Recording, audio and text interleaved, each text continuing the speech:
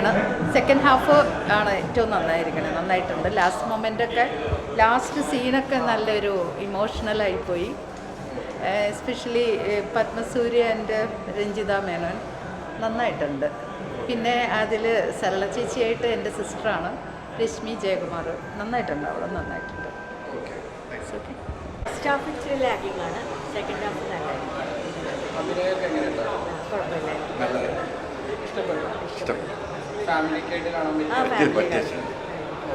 പിന്നെ Australia full കാണാം.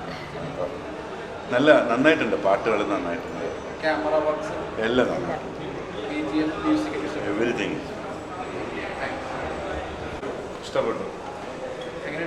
അഭിനയം കാര്യങ്ങളൊക്കെ നല്ല മൂവി, കിടിലം മേക്കിംഗ്, നല്ല മ്യൂസിക്, ടോട്ടലി ഇഷ്ടപ്പെട്ടു. ഓസ്ട്രേലിയ കാണാൻ പറ്റി. ക്യാമറ വർക്ക് നല്ലതാണ്. ബീജിയം ആണ് പടത്തിൻ്റെ ഒരു ജീവൻ. ഗംഭീരമായിട്ട് നന്നായിട്ടുണ്ടായിരുന്നു. വലിയ പ്രതീക്ഷയൊന്നുമില്ലാതെ ശരിക്കും അത് വന്നത്, പക്ഷെ നന്നായിട്ടുണ്ട്. എല്ലാ കാര്യം ആർട്ടിസ്റ്റ് എല്ലാം ഓക്കെയാണ്, DOP ഓക്കെയാണ്, സൂപ്പർ ഡയറക്ഷൻ ഓക്കെയാണ്. ഫാമിലിയായിട്ട് ഫസ്റ്റ് ഹാഫ് ഇത്തിരി ലാഗാണ്, സെക്കൻഡ് ഹാഫ് കുഴപ്പമില്ല. എൻ്റെ ആണെങ്കിലും സൂപ്പറായിട്ടുണ്ട്. ക്ലൈമാക്സ് ഓക്കെ ആയിട്ട് തീർച്ചയായിട്ടും. Thank you. ഹായ്, നമസ്കാരം. പാലിൻ ജോസാണ്. അപ്പോൾ ഇന്ന് മനോരാജ് എന്ന പടം കണ്ടു.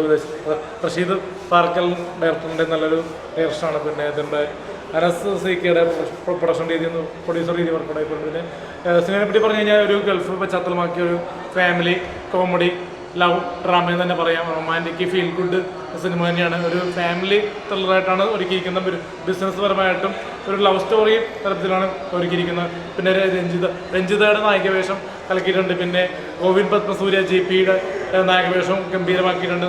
കാരണം 72 മുതൽ സിനിമയ്ക്ക് ശേഷം ഒരു നല്ലൊരു ഫീൽ ഗുഡ് സിനിമ തന്നെയാണ് ഗോവിന്ദ് പത്മസൂര്യ ചെയ്തിരിക്കുന്നത്.